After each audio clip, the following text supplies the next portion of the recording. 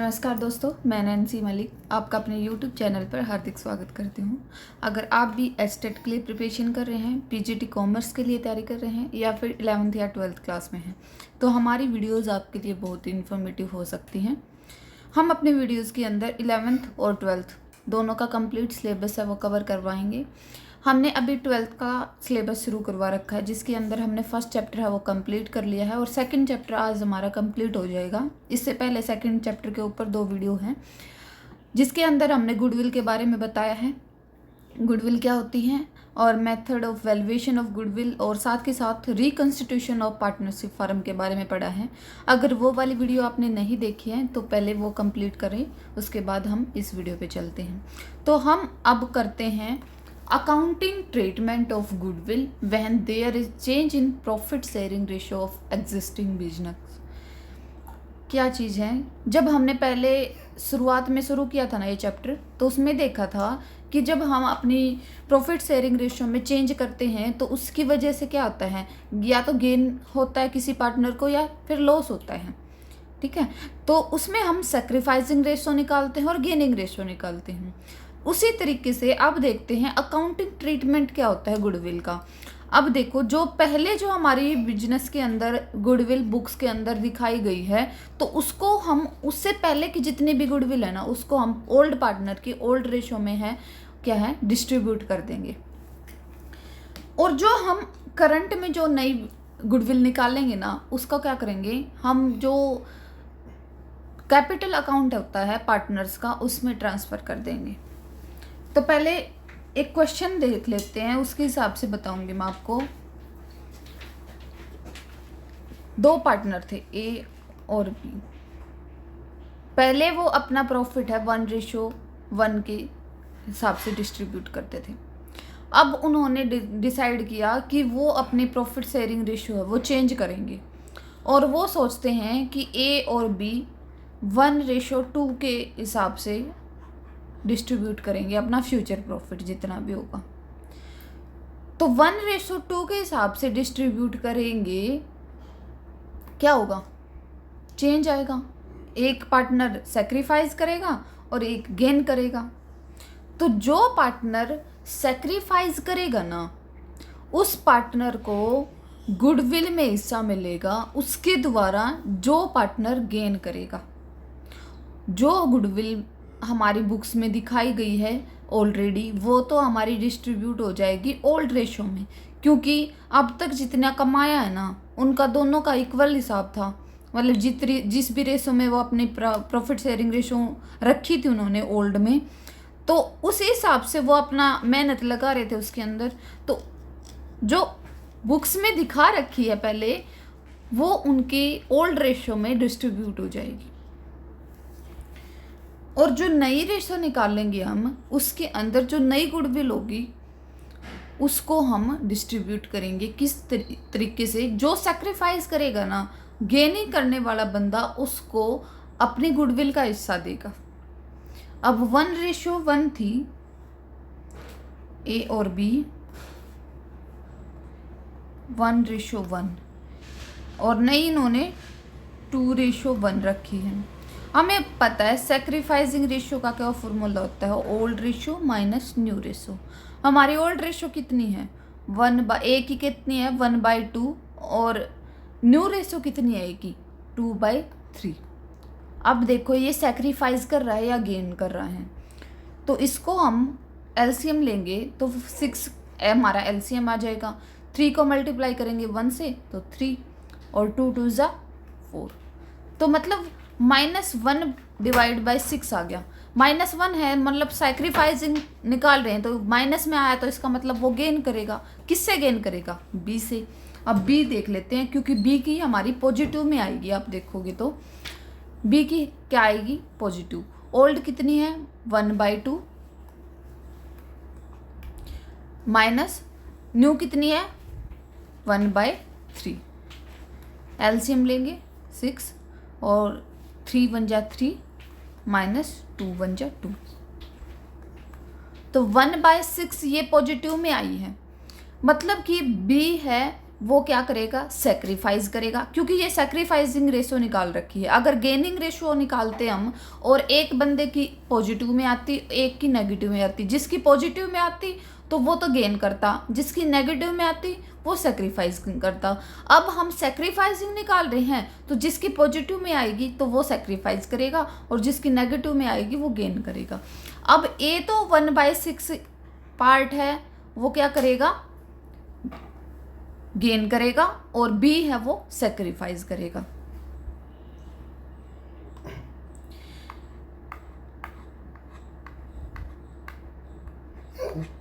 एक practical question ले लेते हैं। मान लो बुक्स के अंदर 1,20,000 की गुडविल है, ऑलरेडी दिखा रखी है, और जो नई गुडविल है उसकी वैल्यू बताई गई है कि 2 लाख रुपए है। इसका ट्रीटमेंट करेंगे कैसे? 1,20,000 को तो हम ओल्ड रेशो में डिवाइड कर देंगे ए और बी की, तो 1,20,000 को टोटली ओल्ड रेशो कितनी थी, 1:1, तो 1/2, मतलब कि 60,000 है ए के हिस्से आएगी और 60,000 ही बी के हिस्से आएगी, क्योंकि उनके रेशो 1:1 थी। अब देखो, हमने देखा कि सेक्रीफाइसिंग रेशो निकाली और गेनिंग रेशो निकाली। ए ने क्या किया था, ए ने गेन किया था, बी ने सेक्रीफाइस किया था। ए ने कितना गेन किया था, 1/6, और बी ने सेक्रीफाइस कितना किया था, उतना ही जितना कि ए ने गेन किया है। तो ए ने गेन किया, बी ने सेक्रीफाइस किया। हमारी बुक्स के अंदर 2 लाख की गुडविल है वो दिखाई गई है। अब 2 लाख में जितना हिस्सा ए गेन करेगा ना, और किसके लिए गेन कर रहे हैं, बी ने सेक्रीफाइस किया तभी वो गेन कर रहा है, तो गेन कर रहा है ना, उसको अपनी गुडविल के हिस्से में से सेक्रीफाइस करना पड़ेगा बी के लिए 1/6 शेयर। तो 2 लाख का 1/6 निकाल देंगे हम। जो भी हमारी अमाउंट आएगी वो हमारा ए है वो सेक्रीफाइस करेगा बी के केस में।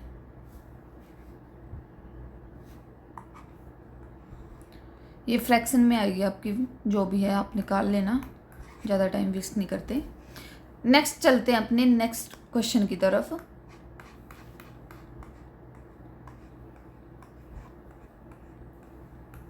Accounting treatment of reserves and accumulated profit. अब जब हम नई प्रॉफिट शेयरिंग रेशो निकालते हैं तो उससे पहले के जितने भी रिजर्व्स हैं या एक्युमुलेटेड प्रॉफिट हैं, कौन से होते हैं, जो कि हम अब प्रॉफिट में से हर साल बचा के रखते हैं कुछ ना कुछ हिस्सा, तो वो हिस्सा हम क्या करेंगे, जितने भी हमारे ओल्ड पार्टनर हैं ना, जितने भी उनकी जो प्रॉफिट शेयरिंग रेशो ओल्ड थी ना उसी में डिवाइड करेंगे। अब बोलेंगे कि आने वाले जो भी हमने न्यू रेशो निकाली है, अब 1:2 निकाली थी हमने, जो सेकंड रेशो थी, तो ए तो उसमें गेन कर रहा था और बी उसमें सेक्रीफाइस कर रहा था। अब बोलेगा कि ए तो बोलेगा कि मेरे को पहले इतना हिस्सा मिल रहा था और अब मेरी तो मौज होगी, मेरे को रिजर्व और एक्युमुलेटेड प्रॉफिट में ज़्यादा हिस्सा मिल जाएगा, क्योंकि पीछे तो मेरी कम रेशो थी, अब की बार मेरी ज़्यादा रेशो है। तो वो बोलेंगे भाई अब तक जितना भी कमाया है ना हम दोनों ने, उतना हम अपनी ओल्ड रेशो में ही बांटेंगे, ना कि न्यू रेशो में। तो अकाउंटिंग ट्रीटमेंट क्या होगा, जो अब से पहले जितने भी हमारे रिजर्व्स थे या एक्युमुलेटेड प्रॉफिट थे वो ओल्ड पार्टनर के ओल्ड रेशो में बट जाएंगी, और उसके बाद क्या होएगा, उसके बाद भी जितने रिजर्व आगे बढ़ेंगे वो उनकी रेशो में बढ़ेंगे। ठीक है। अब वर्क और क्या क्या हो सकते हैं, वर्कमैन कंपनसेशन रिजर्व्स क्या होते हैं आपको पता है? वर्कमैन कंपनसेशन रिजर्व्स ये होते हैं जो कंपनी में, मतलब फर्म में कोई बंदे काम कर रहे हैं, उनके लिए रिजर्व्स बनाए जाते हैं कि अगर काम के ड्यूरेशन उनको कोई चोट लग जाती है या कोई हानि हो जाती है तो उनके परिवार को देने के लिए, या फिर उनको अगर वो जिंदा रह जाते हैं तो उनको देने के लिए जो रिजर्व्स बनाए जाते हैं ना, वो वर्कमैन कंपनसेशन रिजर्व्स होते हैं। जरूरी नहीं होती है कि भी ये घटना होगी या नहीं होगी, मतलब ऐसा तो है नहीं कि हर साल ये घटना होगी, तो उसके लिए जो रिजर्व्स बनाए जाते हैं ना वो होते हैं वर्कमैन कंपनसेशन रिजर्व। अब जब तक जब जिस डेट तक हमने न्यू प्रॉफिट शेयरिंग रेशो नहीं निकाली है तो वो रिजर्व्स ऐसा है नहीं कि भी जितने प्रोविजंस बना रखे हैं ना, वो प्रोविजंस जितने क्लेम हो चुके हैं कि भाई इतने बंदों को चोट लगी थी और इनके ट्रीटमेंट में इतने पैसे लगे हैं, तो वो तो क्लेम कर लिए तो वो लेस कर देंगे, और बाकी के जितने भी बचे हैं वो ओल्ड प्रॉफिट शेयरिंग रेशो में बट जाएंगे, अब तक के जितने भी प्रॉफिट्स हैं। अब इसमें ना हमारे 3-4 केस बन सकते हैं। पहला केस क्या है, जब हमारे प्रोविजंस और रिजर्व्स दोनों बराबर हैं, कि क्लेम भी उतना ही है और हमारे प्रोविज़न है वो भी हमने इतने बना रखे थे और रिजर्व्स हमने जो बना रखे हैं वो भी इतने हैं, तो उसमें तो कुछ राशि बचती ही नहीं। अगर नहीं बचेगी तो पूरी की पूरी हम किस में ट्रांसफ़र कर देंगे, वर्कमैन कंपनसेशन प्रोविजंस अकाउंट में।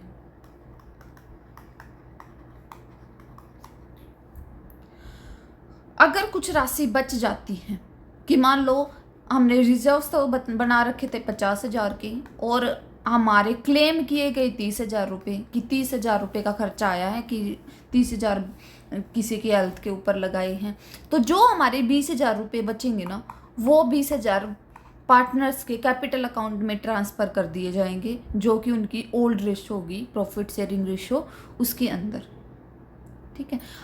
अब नेक्स्ट केस क्या हो सकता है कि जो प्रोविजंस हैं वो तो हमने कम बनाए, लेकिन क्लेम हमारे पास ज़्यादा पड़े हैं, रिजर्व्स हमने कम बना रखे हैं और क्लेम ज़्यादा पड़े हैं। अब मान लो 50,000 के हमने प्रोविजंस बना रखे थे, लेकिन क्लेम हमारे पास 70,000 का आ गया, तो ये हानि हुई ना, जितने भी बंदे हैं पार्टनर हैं उनके बीच में वो हानि बटेगी, और वो किस अकाउंट में ट्रांसफ़र करी जाएगी, रीवैल्यूएशन अकाउंट में, जिसके बारे में हम आगे पढ़ेंगे डिटेल में कैसे रीवैल्यूएशन अकाउंट प्रिपेयर किया जाता है। तो जो 20,000 का जो गैप है, जो हानि है, वो रीवैल्यूएशन अकाउंट के डेबिट साइड में चली जाएगी।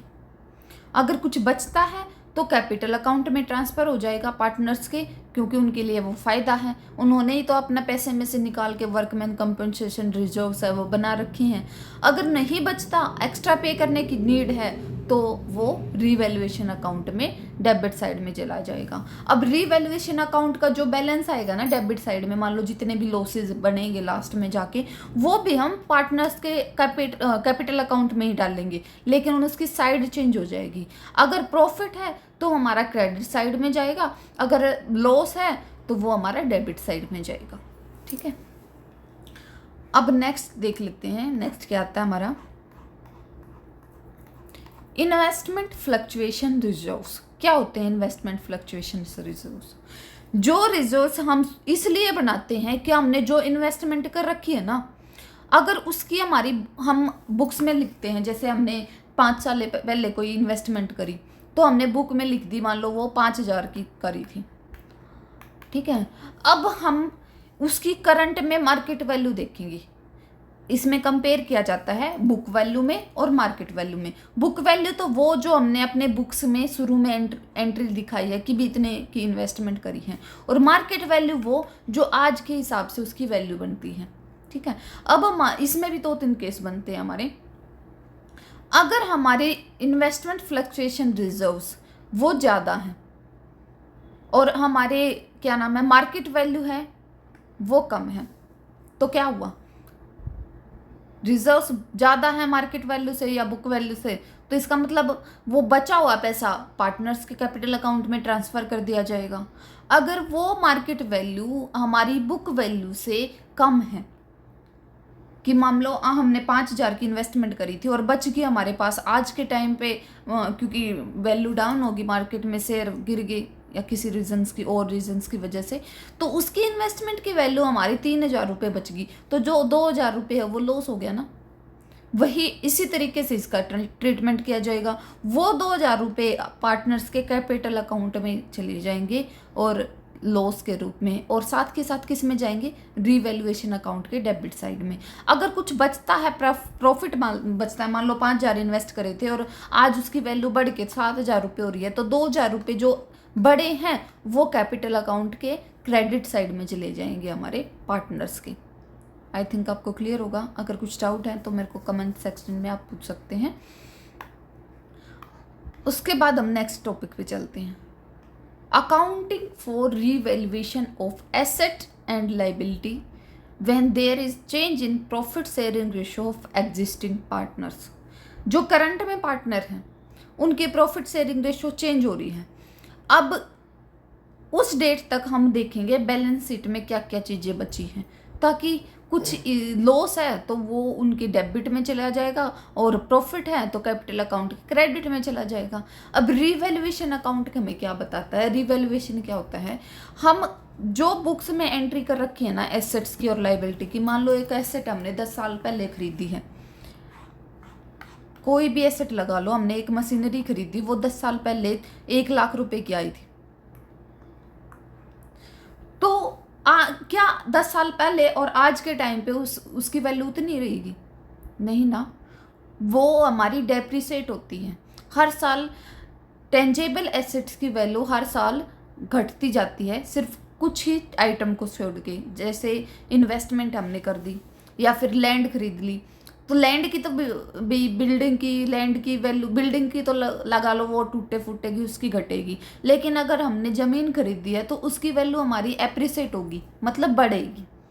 अब 10 साल पहले जो खरीदी थी आज के टाइम पे उसकी क्या वैल्यू है, उसका भी, उसके बीच का प्रॉफिट लॉस भी तो पुराने पार्टनर्स के हिस्से जाना चाहिए, जो उनकी ओल्ड रेशियो है उसके अकॉर्डिंग। अब मान लो कोई भी एसेट लगा लो, हमने यहाँ एग्जाम्पल लिया था मशीनरी की, कि ये मशीनरी हमने 1 लाख रुपए की 10 साल पहले खरीदी थी और हमने बुक्स में उसकी एंट्री 1 लाख रुपए से दिखा रखी है। अब हम चाहते हैं कि अपनी प्रॉफिट शेयरिंग रेशियो है उसको चेंज करेंगे, तो हम उसकी रीवैल्यू करेंगे। रीवैल्यूएशन अकाउंट हमें यही बताता है कि हमारे करंट में उसकी क्या वैल्यू है। ठीक है, अब हमने देखा कि जो मशीनरी है वो डेप्रिसिएट होगी और आज के टाइम पे उसकी वैल्यू से केवल और केवल 5,000 रुपये बची हुई है, तो क्या हम जो लॉस हुआ है उसको डेबिट करेंगे ना, कि उसकी वैल्यू तो घटेगी ना। इसी तरीके से अगर हमें इन्वेस्टमेंट लगा लो बढ़ेगी, या इन्वेस्टमेंट जरूरी नहीं है बढ़ेगी, कम भी हो सकती है, लेकिन लैंड की वैल्यू, ज़मीन हमने खरीदी है, हमने देखा है कि वो बोलते हैं ना कि भाई ज़मीन है, ज़मीन कदे धोखा नहीं दिया कर दी, तो ज़मीन की वैल्यू हमेशा क्या है, बढ़ेगी, एप्रिशिएट होगी। और जो हमारी अदर एसेट्स हैं लाइक मशीनरी होगी, प्लांट होगा, बिल्डिंग होगी, इनकी वैल्यू है हमारी घटेगी। अब जो बढ़ी हुई वैल्यू है और घटी हुई वैल्यू है, दोनों को हम रिवैल्यू करेंगे कि पुराने टाइम में जो ले लिया, जो खरीद लिया, जो है वो बैलेंस शीट में दिखा रखा है, हमें कोई मतलब नहीं भाई, आज के टाइम में इसकी क्या वैल्यू है वो देखेंगे हम। उसके हिसाब से हम नई प्रॉफिट शेयरिंग रेशियो बना रहे हैं ना, तो आज तक का सारा क्लियर हिसाब करेंगे, उसके बाद आगे चलेंगे। तो 1 लाख की वैल्यू हमारी 5,000 बच गई, तो जो वैल्यू हमारी घटी है ना, तो वो अगर वैल्यू एसेट की वैल्यू घटती है तो हमारी रिवैल्यूएशन अकाउंट के डेबिट साइड में आएगी। अगर एसेट की वैल्यू बढ़ती है तो हमारी रिवैल्यूएशन अकाउंट के क्रेडिट साइड में आएगी। इसी तरीके से लाइबिलिटी भी होती है कि मान लो किसी बंदे के हमने पैसे देने हैं, 10 साल पहले कोई पैसा था, अब आज हमें देना है, आज के टाइम पे वैल्यू निकाल लेंगे उसकी, तो ब्याज लगा मिलेगा, ब्याज की वजह से वो पैसा वो बढ़ा भी मिलेगा। अब पार्टनर तो न्यू प्रॉफिट शेयरिंग रेशियो निकाल कर चलेंगे कि भाई एसेट में तो हमने ले लिया हिस्सा और लाइबिलिटी में हम लेंगे, क्यों भाई तू सियाना गना है, अगर तूने एसेट में हिस्सा लिया है बढ़ी हुई का, तो लाइबिलिटी भी तो तू पे करेगा। तो इसी तरीके से जो पैसा हमने एसेट का पिछले ईयर्स में लाइबिलिटी का फिक्स किया कि भी इतनी की पे करनी है, और आज के टाइम पे उस पर जो इंटरेस्ट लग के जो पे करना बनेगा, उसमें भी उसका लॉस का हिस्सा कैपिटल अकाउंट में जाएगा और रिवैल्यूएशन अकाउंट में जाएगा, उसकी साइड जाएगा, उसके डेबिट साइड में। तो अगर हमारी लाइबिलिटी एसेट की वैल्यू बढ़ती है तो हमारी रिवैल्यूएशन अकाउंट के क्रेडिट साइड में आएगी, एसेट की वैल्यू डाउन होती है तो डेबिट साइड में आएगी। इसी तरीके से अगर लाइबिलिटी की वैल्यू बढ़ती है, बढ़ी है तो लॉस होगा, तो वो डेबिट साइड में जाएगी, और अगर लाइबिलिटी की वैल्यू कम होती है तो वो प्रॉफिट होगा, वो क्रेडिट साइड में आएगा। तो इसका एक परफॉर्मा हम सेट करके देख लेते हैं कैसा बनेगा रिवैल्यूएशन अकाउंट का। ये हमारा परफॉर्मा बनेगा जिसे हम रिवैल्यूएशन अकाउंट भी बोलते हैं। और क्या सेकंड नेम क्या होता है आपको पता हो तो?